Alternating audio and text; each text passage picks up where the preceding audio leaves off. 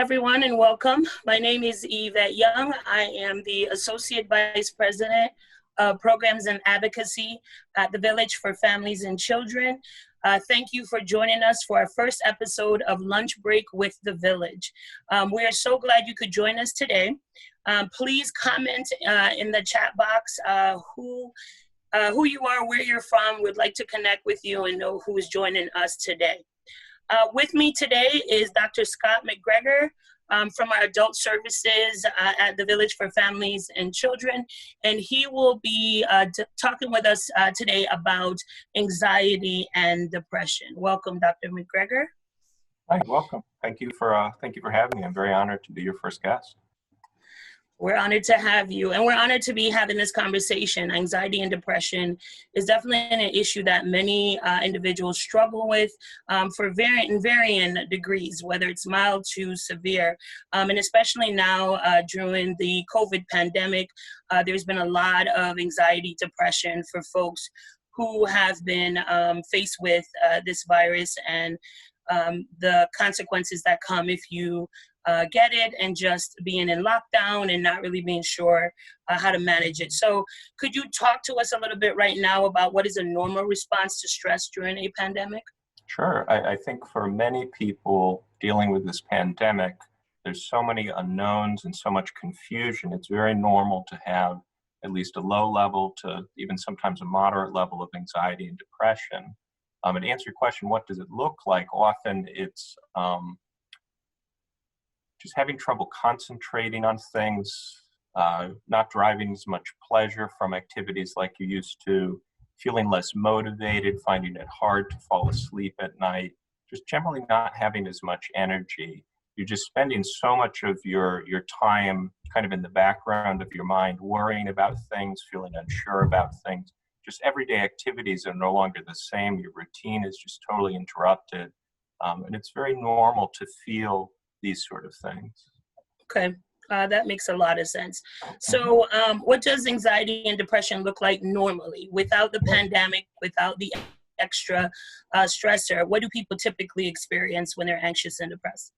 That's a great question. Normally some of the similar things I found for a lot of clients I work with who normally deal with chronic depression or anxiety, they've even said, one benefit of this is that their peers now finally understand what they go through on a regular basis.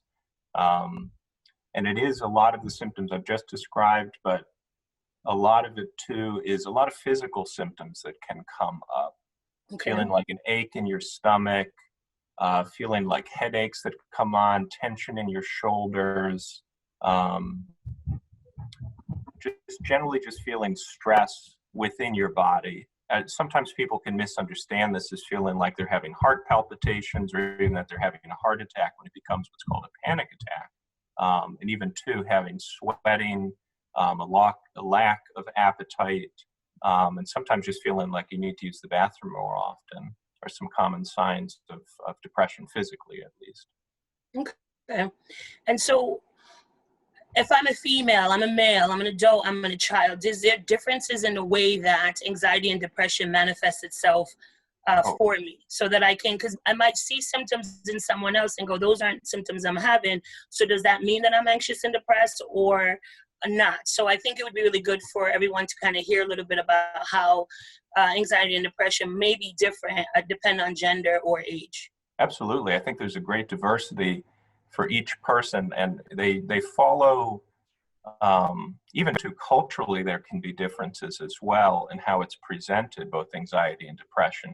It's not to say that they're always the same for every person, depending on their gender, their age, or even their ethnic identity. But to kind of answer the question as best I can, men typically tend to show and express their anxiety or depression through anger. They tend to feel these feelings and then express them more outwardly and irritably, where women tend to be showing more signs of fret and worry or tearfulness when it comes to these. When it comes to children, you can see some of the gender differences there as well, but more typically children will start acting out more, start having temper tantrums, suddenly just start regressing, so to speak. You may have a 4-year-old that's starting to act more like a 2-year-old. an 8-year-old who's starting to act a bit younger, wanting to be more about and around their parents more, wanting to stay up late, have the parents read them stories before bed again when they themselves were able to read. And two, I think along ethnic lines, you can see differences among different cultures and what is acceptable in expressing it. I think, for example, in our culture in the United States, it's generally acceptable for men to express their feelings as aggression, where being tearful, expressing themselves in that way isn't so acceptable.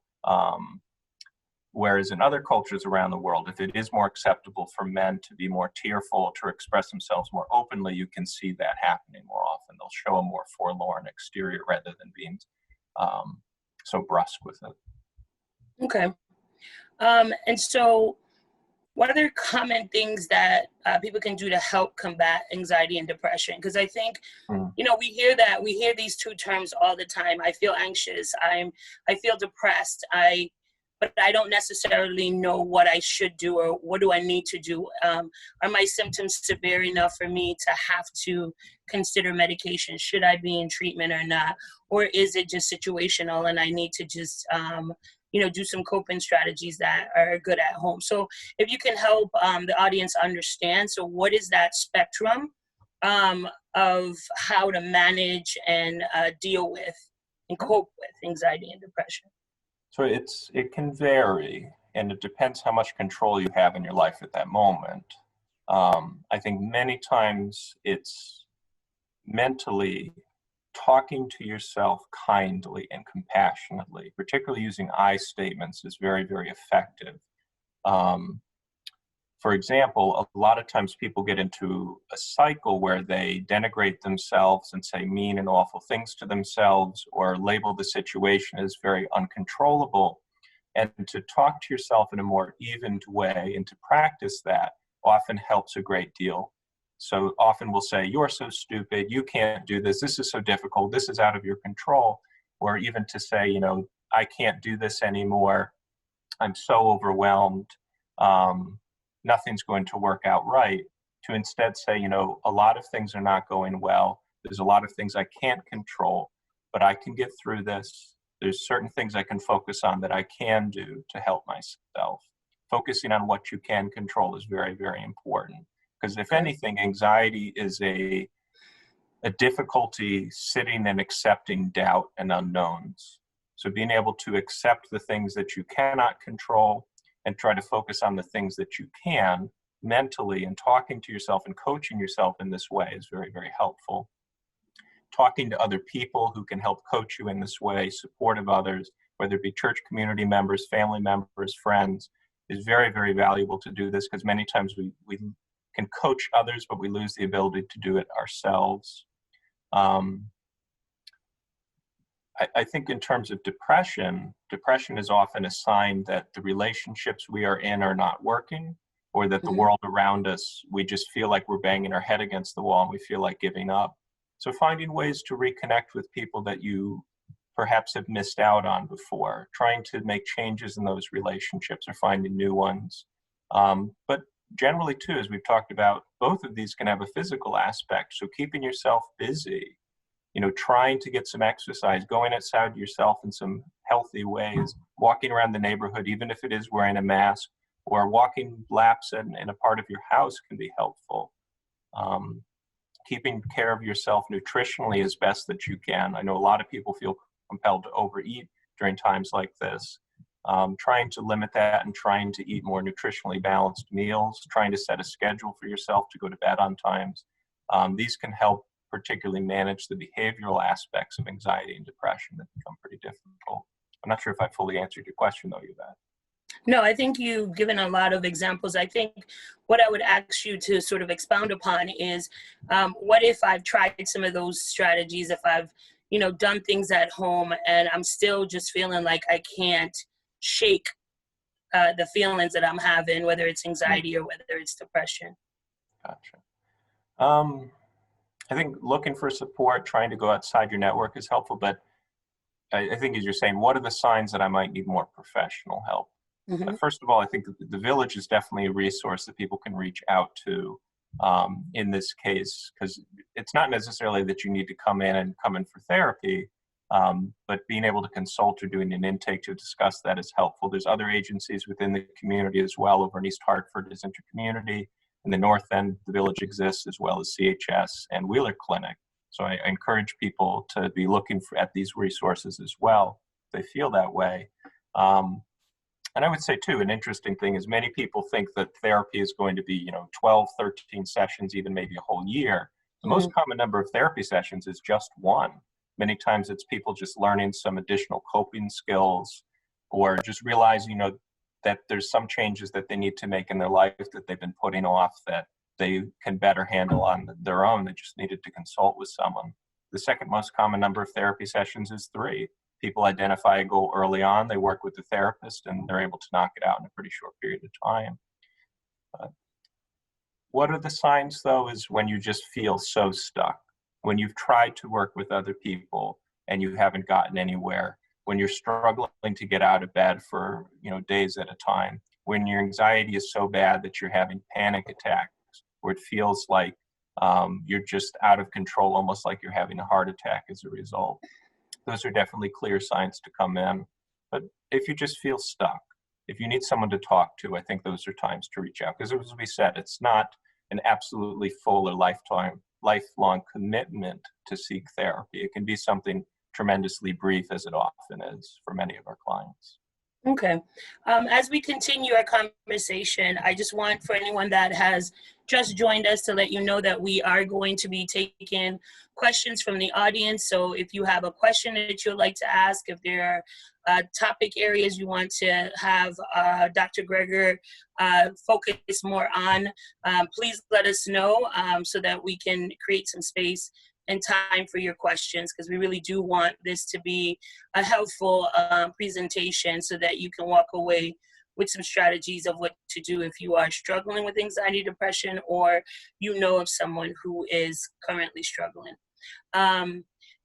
So Dr. Greger, so we've sort of gone through the conversation about what is anxiety and depression and, sort of the signs to look out for. We're living through a pandemic that has been very, very scary.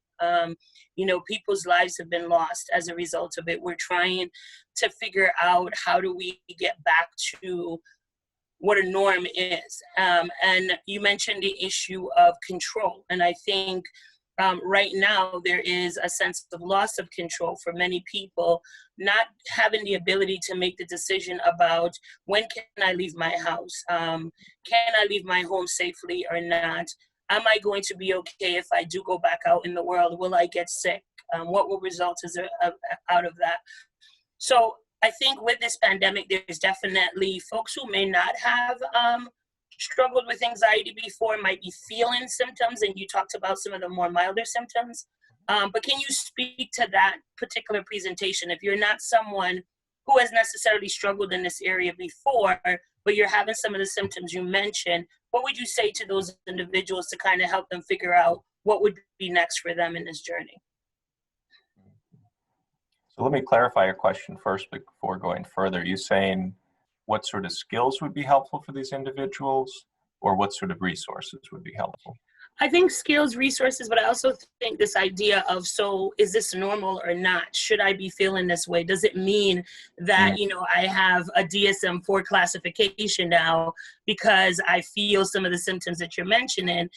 In light of what we're all dealing with as a society, how do you talk to people about, how do you sit with that feeling without thinking that there's something severely wrong with you? I understand better now. It's such a great question too, because when you haven't dealt with much anxiety and depression in your life, you may have had some sadness when a family member has passed, or you've been nervous about a test or a job. Those feel so normal and natural at times because they're a natural part of life. And a pandemic does not happen very often. This is something that perhaps happens to this extent, perhaps at best once every 100 years. It's incredibly normal to be feeling some level of anxiety and depression going through something like this. It's a time of such uncertainty and to some degree danger in exiting your home or even having things enter your home that so many people feel scared, so many people feel anxious. And when you have a situation like this, it is absolutely not, you know, would be considered a chronic mental health issue or something that is diagnosed as, you know, specific depression or anxiety in the DSM. One big thing that the field of psychology looks at is, well, what else is going on in someone's life when they're experiencing these things? Because you wouldn't diagnose someone who is grieving the loss of a loved one with depression unless it was chronic and ongoing, far, far beyond the normal process of grief. Nor would you diagnose someone who's anxious about a test or anxious about getting a job, so long as they can continue to take that test or go for that job. But I think that metric is a good way to look at it. Is the anxiety or depression that you're experiencing as a result of this pandemic interfering greatly with your ability to function? If it gets to the point where you feel like, I just can't function, I can't go through, even if I take breaks, I just feel so stuck, that may be at the point where it becomes its own diagnosis. Okay. Sometimes we call this like an adjustment disorder, which means like you're struggling to adjust to something that is quite difficult, and it in some cases is expected but unexpected as well.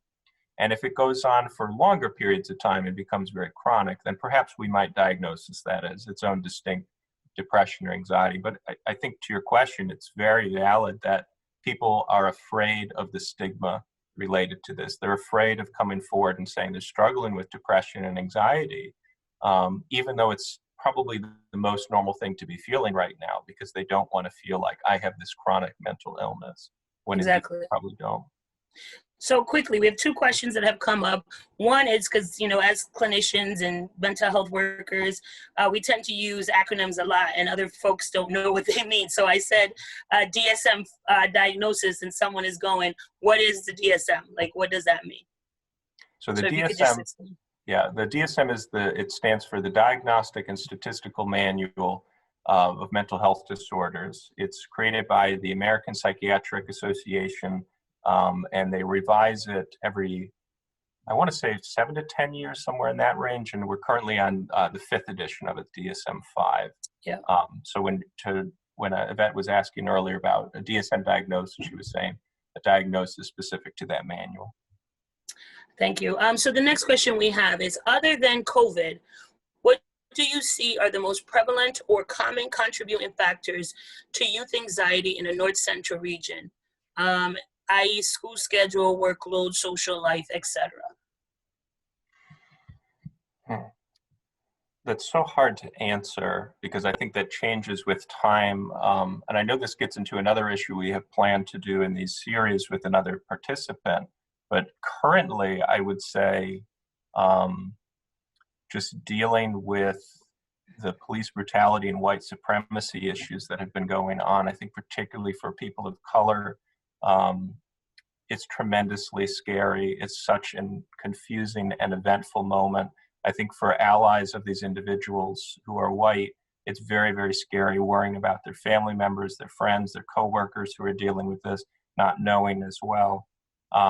That has to be, I think, on the tip of everyone's brain at this particular moment. Mm-hmm.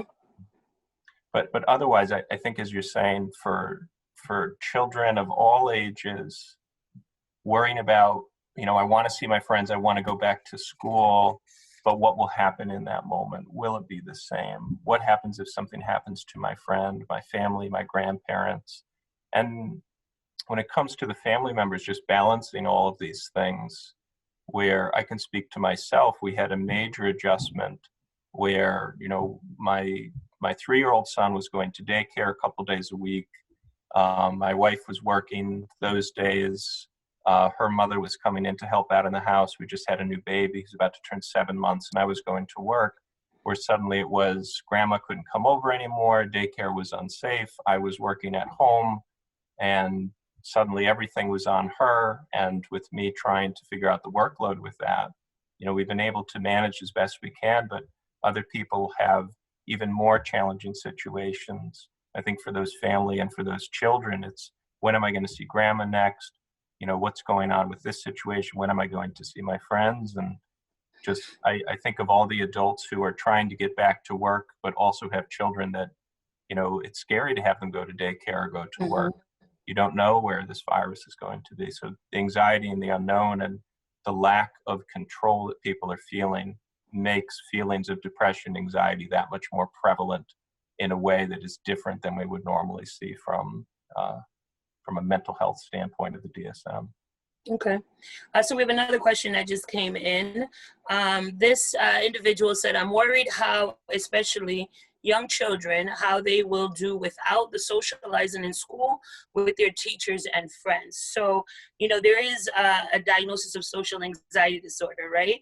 But I think in this case, it's not about the need or want not to socialize, which is really sort of the underlying criteria for social anxiety disorder. But this idea that how do I connect? How do I learn to interact with my friends and my classmates? And even for adults, it's the same question, my colleagues, etc. So any thoughts or ideas you have around how to help children deal with this isolation that they're experiencing right now? Absolutely. I think, first of all, that is a common concern of many parents. I think it will have an effect on their socialization to some extent. The interesting thing, though, is it will affect just about all of them. So I think, from a research perspective, it will be interesting longitudinally to be looking at children of these ages living in the time of Corona compared to children afterwards. I see it as kind of similar to, my parents living through the Cold War, having to worry about duck and cover underneath their desks and things like that, just having to deal with that anxiety. But truly, this is different because they are separated from each other in this way. It will have an impact, but I think it's one that will be such a shared trauma that people will be able to talk about it much better. People will be able to relate to each other so much better about this and understand. Where I know a lot of people who come in for mental health treatment, one of the biggest issues they find is they don't have a community that understands them. They feel stigmatized. They don't feel understood. People can't relate to what they're going through. So I think one thing that will be a great factor towards the resilience of our children is they will have a shared experience with this. To answer that deeper question, what should we do about it? I think trying to get them to socialize in ways that you can, playing with them more within the house, trying to set up through telecommunication, whether it be FaceTime or Zoom or Skype, with family members so that they can see them, their peers, so that for younger children, they can do parallel play, for older children, that they can try to interact in this way and socialize. And as much as it is safe, I think trying to get them together, I think playing perhaps with masks on in playgrounds once they start opening up again could be helpful, but I know it's at everyone's discretion to try to keep them safe. It is so difficult, and it's hard to really know what is going to work and what's going to be most helpful till we're on the other side. But I think trying to talk to your children about this as best you can. I know on the Village website, village.org, there's a lot of great resources and videos that go into how to talk to your children, how to work with your children during this crisis. So I'd advise people to go there for a much more comprehensive view of that. Okay, so we're talking a lot about kids, and there's always the dialogue about how do I help and support my child. But I think sometimes what parents don't ask the question is, how do I support and take care of myself? And where do I go when I'm falling apart, when I'm anxious, when I'm depressed, but I have my children that are also clinging to me and looking for me to be the rock and to be stable and present for them so they don't start to, their anxiety and their depression doesn't increase. So talk to us a little bit about what advice would you give to parents during this time of how they manage their own feelings of anxiety and depression? Such a great question. I think I can't give a full answer because everybody's situation is so different. I think, first of all, it goes back to what we talked about when we first talked about coping with anxiety, is mentally talking to yourself in a compassionate way, trying to accept the things that you can control, and trying to make your peace as best you can with the things that you cannot. Giving yourself credit for how well you are doing, normalizing to yourself what a difficult and stressful time this is, and that you cannot be the parent that you were before. You don't have the same resources. You don't have the same supports. You're dealing with so much more stress. It's okay to not be perfect. I know that brings up a lot of guilt for a lot of parents. And I say this to a lot of my clients who struggle with guilt is really a sign of empathy. You're empathizing with your children. You feel their emotional pain. Mm-hmm. Guilt sometimes means we're doing something wrong and we've hurt people. But in this situation, guilt is more a sign that you feel their pain, not an indication that you are doing something wrong, not an indication that you are causing harm to your children. Because we do need breaks. We do need time for ourselves. It's okay to lock yourself in the bathroom for a couple minutes and just cry it out. That makes sense. Or have a glass of wine after they go to bed. And to seek to your supports as best you can. Try to be creative with ways to give yourself breaks. But most important, to be honest with yourself about what you can actually handle. Because it's okay. We don't need to be perfect parents to raise healthy children. We just need to be good enough. I think you speak volumes to the concept of community, right? And the fact that we do truly need a village. I always, I work for the village, and I always use that terminology a lot because it's true. We need a village. We need support systems. We need people in place. And I think, during this time of feeling isolated or feeling, that you can't do the things that you normally do, there's still a way to connect with your village. There's still a way to get supports when you need them. Zoom has become, a platform that people use for socializing now, where in the past they didn't. Just seeing someone's face and having a conversation and connecting in that way so you don't feel so alone are definitely, I think, very important right now. And just in general, even if it wasn't a pandemic and you are struggling with issues of anxiety and depression, that just having that sense of community and support around you is so important. Thank you, Dr. MacGregor, for all your comments. We're coming close to wrapping up our session. Before I ask you to do some closing comments, just for the audience, if you have additional questions or you think of questions that you would like to ask that you didn't get an opportunity to ask today on the broadcast, you can send your questions to communications@thevillage.org, and someone will definitely respond back to you and provide you with an answer. One more piece before I have Dr. MacGregor close up for us with his final thoughts is that we are also going to be sharing a downloadable resource for everyone on the topic of anxiety and depression, so you can learn and read more about this topic. We'll be sharing it here during the Facebook Live feed, but we'll also download it to our Facebook post. The other critical piece of information, if you miss anything from this episode or you would like to share it with friends and family members that couldn't join us today, we do have a special page on our Village website for Lunch Break with the Village, where we will have the resources that we're sharing, videos of episodes that we'll be posting there as well. So you'll have an opportunity to connect with us there as well.